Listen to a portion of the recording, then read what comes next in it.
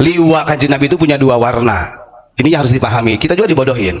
Kalau yang dikibarkan setiap hari sebagai menandakan artinya agama yang bertauhid itu lafaz la ilaha illallah, tapi kainnya kain putih. Nah, kenapa sok ada yang kain hitam? Ingat, kain hitam liwa yang menggunakan kain hitam bertulisan la ilaha illallah itu digunakan oleh kanjeng Nabi ketika perang. Ingat, ketika perang menunjukkan kesatria. Di kita ini terlalu bebas sebenarnya, maka ada sebagian ulama kita yang melarang juga. Betul itu, jangan kita salahkan. Karena secara tidak langsung kita mengibarkan liwa yang bermana sawadun aswad, warna hitam yang bertulisan la ilaha illallah, itu menunjukkan perang kesatria. Kita lihat sampai terbunuhnya sahabat Umar, sahabat Utsman, sahabat Ali. Ini kan sebenarnya kepentingan politik yang mengatasnamakan agama. Kalau bahasa sekarang ya politisasi agama, yang menjadikan tumpah darah satu sama lain. Agama dibenturkan, bahkan satu agama saja sudah dibenturkan karena ada kepentingan grand design yang diatur sedemikian rupa oleh mereka untuk menghancurkan ajaran-ajaran baginda Rasulullah, walaupun mereka mengatasnamakan ajaran baginda Rasulullah. Maka kita harus tahu, kanjeng Nabi sudah mewarning bahwa umat Islam ini akan terpecahkan begitu. Wa masiruhum ilanar, dari 73 golongan itu semuanya ahli neraka. Yaitu tadi, berarti Islamnya mereka hanya sebagai kedok, Islamnya hanya sebagai alat kepentingan kerakusan dirinya sendiri. Kita lihat ada beberapa kelompok di zaman dulu juga yang sangat ekstrim. Ini sebelum nanti saya baca kitab ya, karena saya ingin melanjutkan penjelasan tentang takbir yang kemarin sempat terputus karena waktunya ya. Yang terjadi dari kelompok-kelompok ekstrim ini yang mengatasnamakan agama Islam, yang saya sering katakan ini akan selalu bertransformasi. Mereka punya doktrin tersendiri. Yang paling fundamental doktrin mereka adalah segala sesuatunya harus menggunakan hukum Allah. Maka jangan salah, Indonesia yang sangat demokrasi ini bagi mereka, bagi kelompok pemberontak tidak setuju, tidak suka perdamaian seperti ini. Kita lihat terjadi perang Siffin. Perang Siffin ini adalah kubu Muawiyah dengan kubu Sayyidina Ali. Karena itu hasil dari produk propaganda politiknya kelompok Khawarij, atau yang dikatakan dengan sebutan Syiah ekstrim. Dan Khawarij ini pada mulanya dia adalah orang-orang yang pro kepada Sayyidina Ali. Ketika setelah terjadi peperangan, akhirnya Muawiyah dengan Sayyidina Ali membuat tahkim. Tahkim itu suatu kesepakatan supaya tidak ada permusuhan. Apa sih yang harus dipermusuhkan? Wong kita sama-sama umat Nabi. Antara Muawiyah dengan Sayyidina Ali. Nah, kelompok ekstrim ini kalau melihat dari dua kubu kemudian damai gitu, mereka tidak suka, sehingga mereka mengingkari Sayyidina Ali. Kelompok Sayyidina Ali menjadi musuh Khawarij, kelompok Muawiyah juga jadi musuh Khawarij. Pada intinya mereka punya kepentingan sendiri dan tidak suka adanya demokrasi, gak suka.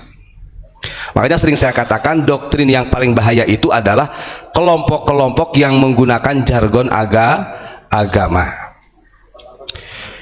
Terus kemudian ketika ada sebagian orang-orang Islam yang sadar dengan apa yang disampaikan oleh muassis NU, ditanya, kan ada doktrin kayak gini, kadang-kadang ada doktrin yang lebih mulia mana antara orang-orang para habaib dengan ulama, kan begitu.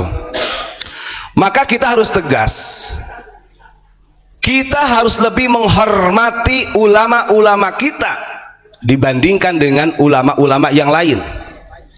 Kenapa? Karena ketika kita menghormati ulama-ulama yang kita tidak tahu sebenarnya asal usulnya mereka dari mana, ini justru akan menjadi dhalun mudillun. Kita tersesat nantinya. Apalagi secara fakta, berapa banyak ulama-ulama kita yang dihinakan oleh mereka. Kata Nabi bagaimana caranya? Bihasbin ri'im minasyarri ayyuqira akhahul muslim. Cara kita mengikuti mana yang harus kita ikuti ataupun tidak gampang. Kita lihat ketika ada khutbah yang ahli ceramah pendakwah, Ketika ada seorang kiai, ketika ada seorang ulama, ketika ada seorang lora, tuh bagus, aang.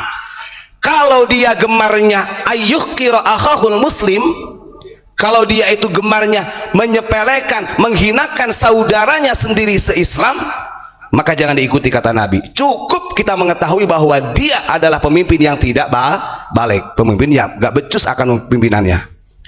Bihasbin ri'im minasyarri ayyuhqira akhahul muslim. Nah, ini kan fakta. Makanya kalau kita ya lebih menghargai ulama-ulama kampung yang mengajarkan fasolatan, yang mengajarkan alif ba'ta, yang mengajarkan tentang wujud qidam baqah. Nah, hal ini ingin dirubah oleh oknum-oknum yang memang sengaja supaya masyarakat Indonesia ini tidak optimis dengan keilmuannya ulama-ulama kita. Ini kan bahaya, itu doktrin secara halus. Maka bagi warga masyarakat, khususnya netizen yang hadir sekarang, itu caranya. Kalau memang mereka gemar, sekalipun dia ini adalah ahli di bidang fununul ilmi, kalau dia gemarnya ayyuhqira akhahul muslim, bahkan sampai mengkafir-kafirkan, bahkan sampai menganjing-anjingkan, bahkan sampai menghinakan saudara se-Islam, mentagut-tagutkan pemerintah, maka cukup sebenarnya kata Nabi kita melihat, oh berarti dia pemimpin, sekalipun dia ulama, sekalipun dia adalah habaib, jangan diikuti. Bihasbin ri'im minasyarri ayyuhqira akhahul muslim. Sekalipun kami sering mengatakan ya ahla baitir rasul hubbukum fardun minallah, itu Imam Syafi'i, mencintai dzurriyyah Nabi ini hukumnya wajib. Tapi kata Nabi, ketika ada turunanku yang memang salah, ya tegur. Bahkan sekalipun Fatimah ketika dia nyolong, ya harus dihukum kisos. Itu yang disampaikan kanjeng Nabi. Kan repotnya problem sekarang ini, kita ditakut-takuti dengan kewalat dan lain sebagainya. Lah, lalu apa gunanya surat Al-Asri wa tawassaw bil haq wa tawassaw bis sabr? Artinya kan begitu, ketika mereka mengkritik pemerintah karena cinta sayangnya dengan pemerintah, maka ketika kita juga mengkritik mereka dengan secara keilmuan karena dasar sayang, artinya nggak ada apa-apa gitu kan. Harusnya bisa menerima dengan legowo. Itu yang ingin saya sampaikan. Kemudian berkaitan dengan bacaan takbir yang kemarin, kita tahu para sahabat itu sangat dilarang keras oleh kanjeng Nabi di dalam kitab Al-Adhkar karya Imam Nawawi yang menukil dari kitab Sahih Bukhari. Pernah ketika kanjeng Nabi, idza kunna asyrafna fi wadin, ketika para sahabat bersama Rasulullah berada di lebah, kemudian halalna wa kabbarna irtafa'at aswatuna, para sahabat itu bertakbir dengan keras, Allahu Akbar. Lalu kata Nabi ditegur, sahabat, kamu itu baca takbir gak usah teriak-teriak. Emangnya Gusti Allah itu tuli? Biasa saja baca takbir, karena ada etikanya dalam baca takbir. Nah, ini kan urusannya dengan masalah kaifiyah takbir di masa perang. Nah, ini baru ada bab di dalam kitab Al-Adhkar, ketika umat muslim kalau dalam kondisi perang itu sangat dianjurkan untuk membaca kalimat Allah seperti takbir. Nah, ini kan yang ingin saya pahamkan di situ. Jangan sampai kalau bahasa Abu Ya itu takbir kok dibawa ke jalan, bahasanya begitu. Dan itu juga sangat dilarang keras oleh baginda Rasulullah Shallallahu Alaihi Wasallam. Padahal kalau memang orang suka takbir harusnya dua, takbir sama tasbih, karena anjurannya adalah takbir sama tasbih. Ketika takbir Allahu Akbar, tasbih subhanallah, harusnya begitu ya. Karena di dalam kaifiyah hadisnya begitu, takbir sama tasbih, kan begitu. Bismillahirrahmanirrahim. Qala al-muallif rahimahullah wa nafa'ana bihi wa bi 'ulumihi fid dharaini amin. Babud du'ai wa tadarru'i wa takbiri 'indal qital. Ini bab yang menjelaskan tentang cara berdoa wa tadarru', dan kita berdoa itu harus rendah hati, bukan dengan kesombongan. Wa takbir, dan membaca takbir 'indal qital, ketika peperangan. Wong baca takbir aja harus pakai tadarru', harus dengar kerendahan hati. Wah, ini takbir Allahu Akbar, ini namanya adalah bataran ria'an nas, membaca kalimat yang baik tapi terlintas di dalam hatinya kesemut. Gak beda kalau begitu. Yasudduna an sabilillah. Kalau seperti itu berarti sama juga menghalangi jalan menuju Allah. Makanya sebenarnya repot. Orang-orang seperti kita ini repot. Ada yang komentari juga, takbir kok dipermasalahkan. Kita kan umat Islam, masa baca takbir aja nggak boleh? Loh, siapa yang melarang? Saya menyampaikan ini adalah kaifiyah dan mahalu takbir. Tempat yang hak lebih layak di mana kita bacakan takbir. Ini kalau kita buka sejarah kelompok-kelompok ekstrim dulu, emangnya nggak pakai takbir?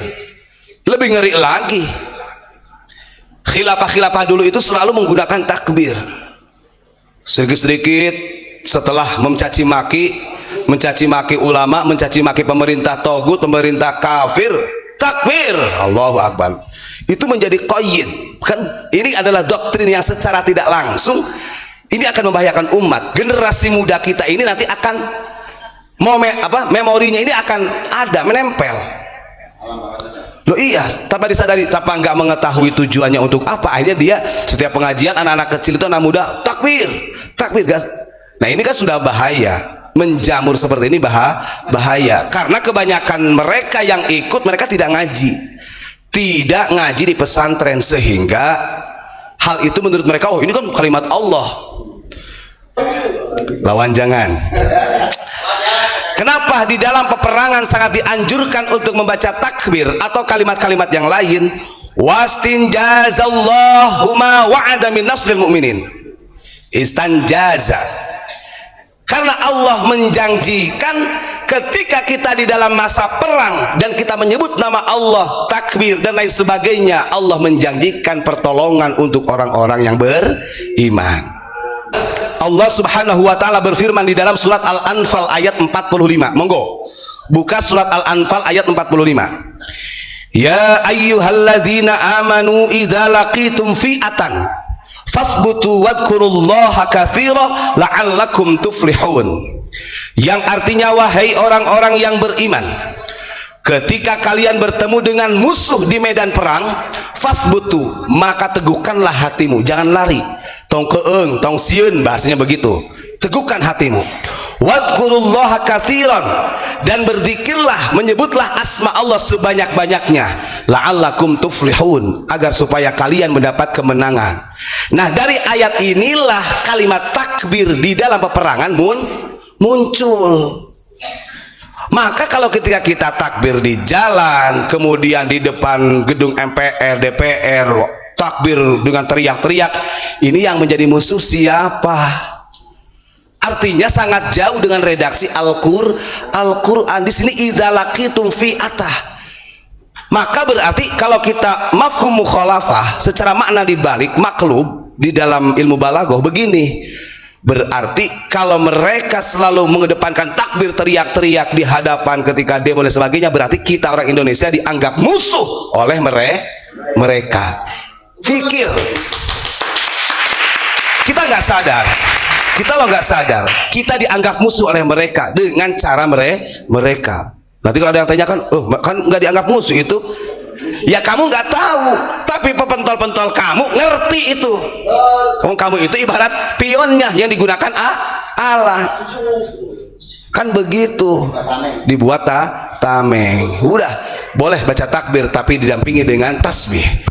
Takbir, Allahu Akbar, tasbih, subhanallah, akhiri sallu ala Nabi Muhammad. Kalau bendera la ilaha illallah, kita lihat kan ini zaman media ya, zaman media. Saya lihat juga ketika dibawa ketika orang-orang yang demo di Monas itu, masya Allah, dia bawa bendera la ilaha illallah, tapi karena nggak ada alas tempat duduk, didudukin, dibuat selimutan.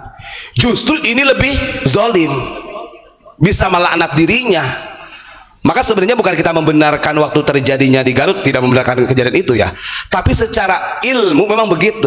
Daripada diinjak-injak, lebih baik dibakar. Daripada dihinakan dengan orang yang tidak mengetahui ilmunya, kita ingatkan, sudah dibakar saja.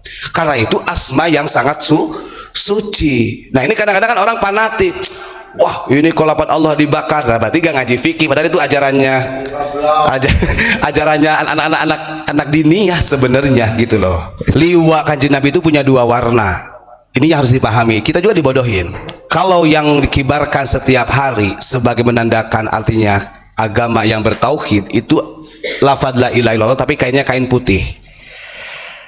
Nah, kenapa sok ada yang kain hitam? Ingat, kain hitam liwa yang digunakan menggunakan kain hitam bertulisan la ilaha illallah itu digunakan oleh Kanjeng Nabi ketika perang.